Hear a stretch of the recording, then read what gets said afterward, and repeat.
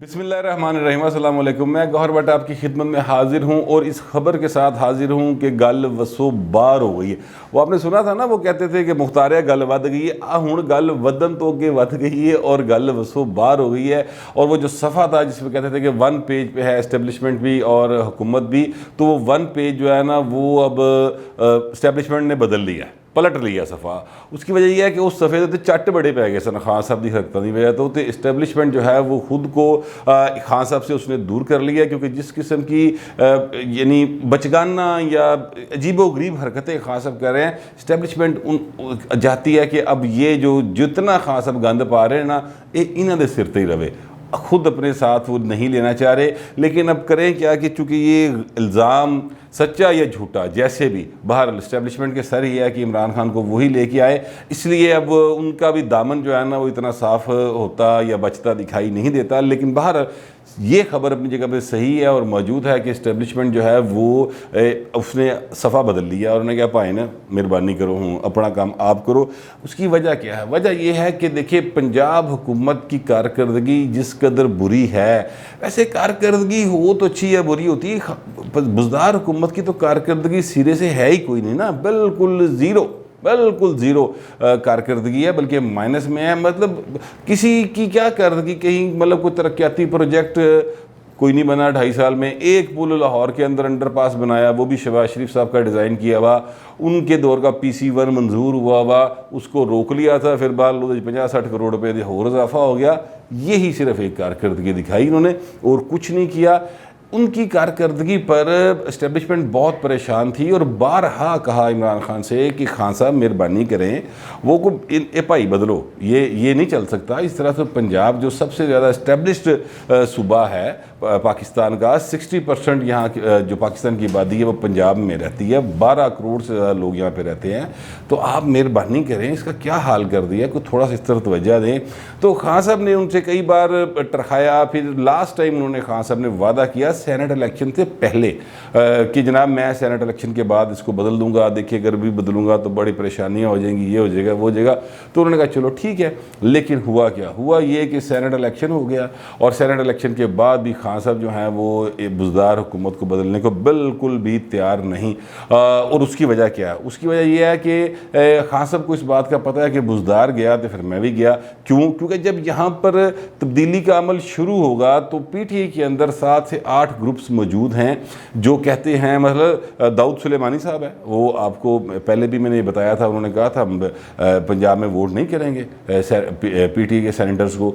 इसी तरह पिंडी का एक ग्रुप है, वो हैं, और बहुत सारे लोग हैं। ये जो जनूबी सूबा पंजाब महाज वाले हैं वो बड़े परेशान हैं। तो वो सारे के सारे जो है ना वो फिर अपनी अपनी रागनी करनी शुरू कर देंगे। तो खान साहब कहते हैं कि यार अगर मैं उन्हें बदले आ तो फिर मसला बनेगा और ये होगा वो होगा।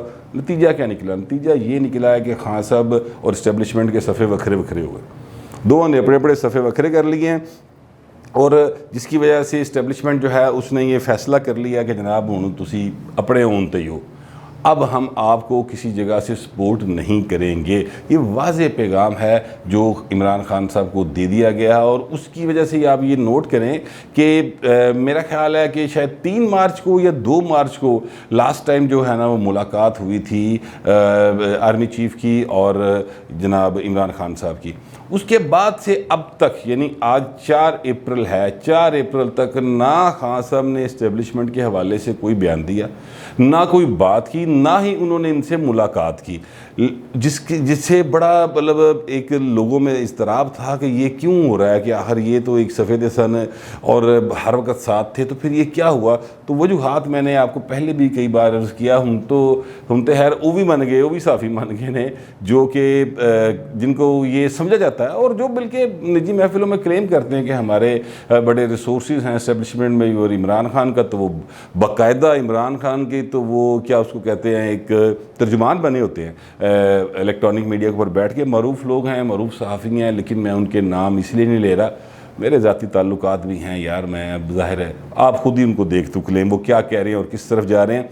बहरहाल ये बहुत अरसा पहले मैंने आपको अर्ज़ कर लिया था कि सफ़ा जो है वो अब वखरा, थोड़ा सा, मैंने ये तो नहीं कहा था कि सफ़ा वखरा वखरा हो गया, लेकिन सफ़ा एक ही था, थोड़ा सा वो हट के खड़े हो गए थे। अब उन्होंने सफ़ा बाकायदा बदल लिया है। अब खान साहब जो हैं उनके लिए परेशानियाँ जो हैं वो बढ़ती जा रही हैं और मज़ीद बढ़ेंगी। उसकी वजह यह है कि खान साहब की जो हुकूमत खड़ी हुई थी वो सिर्फ़ और सिर्फ, या जो पॉपुलैरिटी बनी हुई थी वो सारी की सारी खान साहब की सिर्फ इसलिए बनी हुई थी क्योंकि खान साहब के बारे में तासुर ये था कि इनके पीछे इस्टेब्लिशमेंट खड़ी है। उसमें ज़ाहिर है कि जो तेरी है अपना PDM, उसने भी बड़ा अहम रोल प्ले किया। जिस तरह से जरदारी साहब PDM के ज़रिए उन्होंने पेनिट्रेट किया कि उन्होंने ज़िमनी इंतखाबात में इनको एक्सपोज़ किया, उसके बाद फिर उन्होंने जो सेनेट के इलेक्शन थे उसमें एक्सपोज़ किया। वो तो दरमियान में PDM के अंदर एक ऐसी लड़ाई शुरू हो गई है जिसको मैं नाबालग सियासत समझता हूँ और जिसको मैं कहता हूँ बबांगे दौल कि नाबालग सियासत है। तो वो जो शुरू हो गई है तो वो उसकी वजह से अभी चीज़ें थोड़ी सी गड़बड़ है, लेकिन उनकी सियासी कारकर्दगी की वजह से भी इस्टेब्लिशमेंट को जो है ना वो उन्होंने भी दूजी आँख ज़रा खुली। उन्होंने कहा नहीं यार, ये लोग जो है ना ये भी थोड़े से हैं, इनकी तरफ भी तवज्जो करनी चाहिए। ये अलग बात है कि इस्टेब्लिशमेंट PDM को मुकम्मल सपोर्ट नहीं कर रही, लेकिन वो खान साहब के पीछे हट गई। ये बात बिल्कुल कंफर्म है कि खान साहब के पीछे इस्टेब्लिशमेंट इस वक्त तक बिल्कुल हट चुकी है। अब खान साहब अपने सहारे पे कितनी देर जिंदा रहेंगे, कब तक चलेंगे, क्या उनके हालात होंगे, वो मैं बता देता हूँ कि वो तब तक चलेंगे जब तक PDM की नाबालग सियासत चलेगी। यानी PDM के अंदर जो लड़ाइयाँ हैं, जो यानी एक दूसरे के ख़िलाफ़ बाकायदा तौर पे वो लफ्ज़ी जंग लड़े हैं, जिस तरह से एहसन इकबाल साहब उड़ के पीपल पार्टी में पै रहे हैं, और पीपल्स पार्टी जो है उसने भी अब नर्व्स की गेम शुरू कर दी। कल मैंने आपको बताया था कि CEC का इजलास उन्होंने मुलतवी कर दिया। उन्होंने कहा अच्छा चलो ठीक है, फिर जिन्हें तुम बयान देने दे के देख ले वो। तो ये एक, जब तक PDM और PDM के अंदर ज़ाहिर है कि सारी सियासी जमातें ज़रूरी हैं, उन सारी सियासी जमातें जब तक एक पेज पर नहीं होंगी उस वक़्त तक खान साहब दा कुछ नहीं बिगड़ना, क्योंकि खान साहब जो हैं वो उनके पास जो अक्सरियत मौजूद है और विद इन हाउस ही चेंज आ सकता है। ये बात भी जहन में रख लेनी चाहिए। असम्बलियाँ जो हैं उन्होंने मुद्दत पूरी करनी है और यही इस्टेब्लिशमेंट जो है उन्होंने कहा हुआ है कि यार ये 5-5 साल जो है ना ये असम्बली रहेगी, वज़ीर आज़म रवे ना रवे।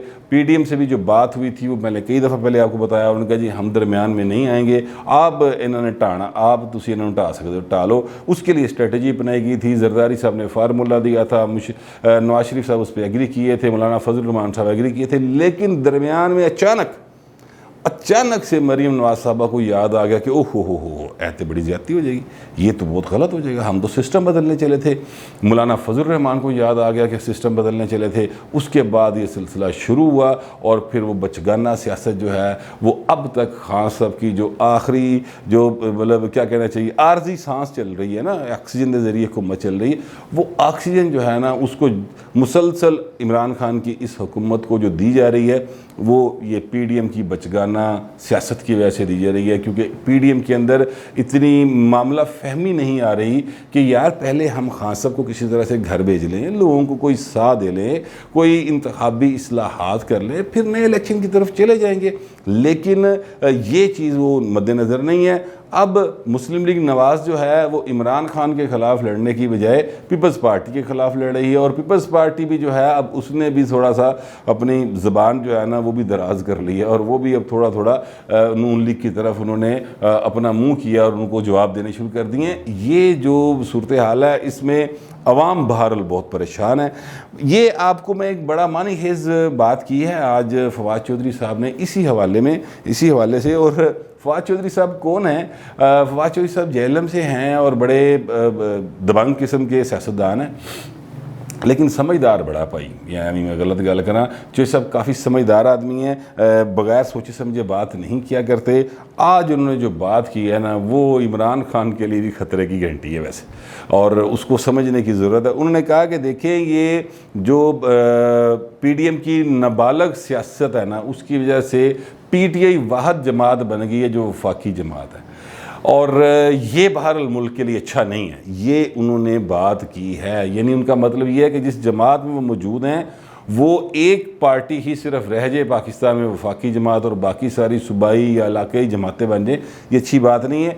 ओवरऑल अगर देखा जाए ना तो ये मतलब एक पॉलिटिकल साइंस के स्टूडेंट की हैसियत से तो ये एक बड़ी यानी अच्छी बात है उन्होंने की। लेकिन मौजूदा सियासी हालात में जब खान साहब के सफ़े वखरे वखरे हुए हैं इस्टेब्लिशमेंट के साथ, और उसमें फवाद चौधरी साहब जो कि जिनके बारे में बांगे दौल कहा जाता है कि ये उनके आदमी हैं, उनकी तरफ से इस तरह का बयान आना इस बात की एक चुगली खाता है कि फवाद चौधरी साहब भी कहीं ना कहीं ये समझ रहे हैं, यानी पीडीएम को ये पैगाम दे रहे हैं कि वो भाई अपने पैरों पर खलोवो, मौका चंगा जे थोड़ा मार दो। ये बात एक्चुअली फवाद चौधरी साहब कह रहे हैं, जो मैं समझाऊँ। हो सकता है आपकी समझ मुझसे ज़्यादा हो या मुख्तलिफ हो, लेकिन उनको फवाद चौधरी साहब को जानते हुए एक लंबे अरसे से उनके साथ शनासाई है, बैठते उठते भी रहते हैं, जब कभी वो आएँ लाहौर और बुला लें तो चले जाते हैं, जब कहीं मिल जाए तब भी अच्छी सलाम हो जाती है। तो मैं उनको थोड़ा बहुत जानता हूँ। तो उनको जानते हुए और मौजूदा सियासी हालात में उनकी इस बात का आना मेरे नज़दीक तो ये है कि ये इमरान खान के लिए ख़तरे की गारंटी है कि उनका जो एक वज़ीर है, जो वज़ीर दाखिला बनना चाहता है, वो ये अपोजिशन को मशवरा दे रहा है कि यार इकट्ठे हो जो ना करो, टाइम है गाजे। तो ये जो बात है ना, ये है। अब पंजाब में जो सूरत हाल है वो बड़ी एक संजीदा किस्म की है कि पंजाब हुकूमत की तब्दीली जो है वो खान साहब नहीं कर रहे, इस्टेब्लिशमेंट नाराज़ है। दूसरी तरफ मैंने आपको बता चुका हूँ कि जो शहबाज शरीफ साहब हैं वो भी जेल में बैठ के भी एक्टिव हैं, और वो बड़े भाई ने उन्होंने किया है कि भाई ने जल्दी करो, मेहरबानी करो। ख्वाजा आसफ, ख्वाजा साद रफ़ीक और चौधरी निसार अली खान ये भी एक्टिव हो चुके हैं। अब पंजाब के अंदर पहली तब्दीली का मरहला है, लेकिन सबसे पहले जो मामला है वो ये है कि जो पंजाब के अंदर तब्दीली के लिए ज़रूरी है ये शहबाज शरीफ साहब बाहर आए।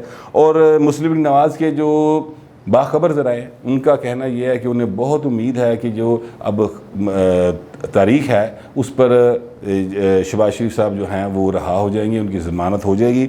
अगर उनकी ज़मानत हो जाती है तो फिर समझ लें कि चीज़ें जो है ना वो खान साहब के ख़िलाफ़ बहुत स्पीड के साथ चलेंगी, क्योंकि वो बाहर आके को बालग नज़री का सबूत देंगे, को बालग सियासत करेंगे।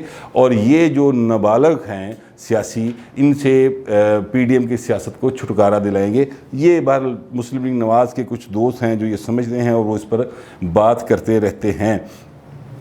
तो ये अच्छी खबर उन लोगों के लिए जो इमरान खान के ख़िलाफ़ हैं, इमरान खान की सियासी बसीरत के ख़िलाफ़ है, इमरान खान से तंग हैं। और वैसे तो तंग इमरान खान से पूरा पाकिस्तान ही है। हर मिडिल क्लासिया, सफ़ेद पोश, गरीब आदमी, मेहनत मजदूरी करने वाला सब खान साहब से तंग है। तो उनके लिए ये बार एक समझ लें कि एक हवा का झोंका है कि जनाब सफ़ा जड़ा ना वो वखरा वखरा हो चुका है। और क्योंकि खान साहब जिस सफ़ेदे मौजूद ने उसे चट बड़े पै गए ने। और ये भी बात जो है मुझे ज़राए ने बताई है कि खान साहब के जो करीबी लोग हैं ना, करीबी हल्का, उनके दरमियान उनकी करप्शन के बहुत सारे सबूत जो हैं वो इस्टेब्लिशमेंट ने इकट्ठे कर लिए हैं।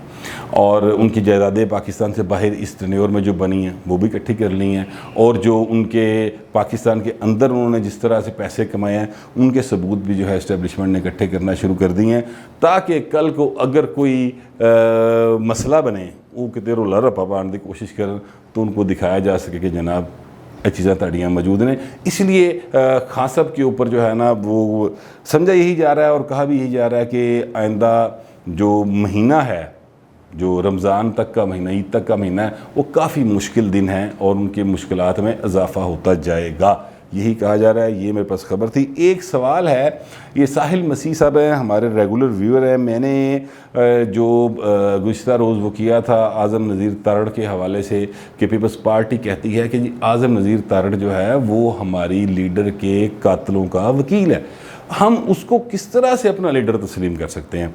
उस पर साहिल मसीह साहब ने कुछ सवाल उठाए। पहले तो उन्होंने कहा जी कि देखिए जी, बीबी के कातलों को हुकूमत में रखा और उनको रखा जिनको बीबी ने खुद नॉमिनेट किया था, उनकी मुराद थी परवेज़ लाई से। तो परवेज़ लाई साहब जो है ना, साहिल साहब, वो उनको तब रखा, ये बराए मेहरबानी इस रिकॉर्ड को चेक कर लें, उनको तब लिया गया था जब स्कॉटलैंड यार्ड ने उन्हें क्लियर किया था कि जनाब इस भाई दा बीबी दे कत्ल च कोई अमल दखल नहीं, उसके बाद आसिफ जरदारी साहब ने, बल्कि उससे भी काफ़ी अरसे बाद जाके आसिफ जरदारी साहब ने परवेज़ इलाही के साथ हाथ मिलाया था। और वो पार्लिमानी मजबूरी थी, क्योंकि पीपल्स पार्टी के पास तो टोटल 124 सीटें थी, मुस्लिम लीग नवाज अपोजिशन में चली गई थी, तो पीपल्स पार्टी टुरनी की वैसी हुकूमत की में टुरनी थी, लिहाजा वो एक मसला था। लेकिन बीबी के कातलों के हवाले से या उन पर कत्ल का जो इल्ज़ाम था उसके हवाले से आसिफ जरदारी साहब ने जो स्कॉटलैंड यार्ड की इन्वेस्टिगेशन थी उसमें उनकी क्लियरेंस होने के बाद काफ़ी अरसे बाद जाकर उनसे हाथ मिलाया था। दूसरी बात उन्होंने की है कि परवेज़ मुशर्रफ साहब को मुल्क से बाहर भेज दिया। ओ भाईजान, परवेज़ मुशर्रफ साहब को जिसने मुल्क से बाहर नहीं भेजा या जिसने रोकने की कोशिश की वह हाल देख दे पे हो, समझ आई आपको बात। दूसरी बात यह है कि परवेज़ मुशर्रफ साहब जब इस यहाँ से रिज़ाइन किए थे तो एक प्रोटोकॉल है, सेट प्रोटोकॉल है कि जो भी सदर मुमलिकत जाएगा उसका टन्योर ख़त्म होगा तो उसको एक सलामी दी जाएगी। ये इस मुल्क के रूल्स हैं। तो वो परवेज़ मुशर्रफ को आप सदर मुमलिकत नहीं मानते थे, मैं भी नहीं मानता, पीपल्स पार्टी भी नहीं मानती, लेकिन रूल्स तो अपनी जगह पे मौजूद है ना, कानूनी तौर पर तो वो मौजूद थे। और उन्हीं इफ्तिखार मोहम्मद चौधरी साहब की जो है फैसले की वजह से थे, जिसके पीछे नवाज शरीफ ने फिर लग के वो चलाया था। तो चीज़ें मुख्तलिफ़ किस्म की हैं, थोड़ा सा दोनों आंखें खोलें, मेहरबानी करें। परवेज़ मुशर्रफ साहब के ख़िलाफ़ उस वक्त तक इन्वेस्टिगेशन नहीं हुई थी क्योंकि तब तक आसिफ जरदारी सदर पाकिस्तान नहीं बने थे। जब आसिफ जरदारी सदर पाकिस्तान बने स्कॉटलैंड यार्ड की, उसके काफ़ी अरसे बाद जाके रिपोर्ट आई थी कि कौन कौन इस कत्ल में मुलव्वस है, उसमें परवेज़ मुशर्रफ का तज़किरा था। उस वक्त तक परवेज़ मुशर्रफ साहब पाकिस्तान से बाहर जा चुके थे। तो मेहरबानी करें, जिएँ लेकिन हक़ाइक़ को जान के जिएँ और लोगों को हकीकत बताएँ। फिल वक्त इतना ही, मिलते हैं अगले वीडियो।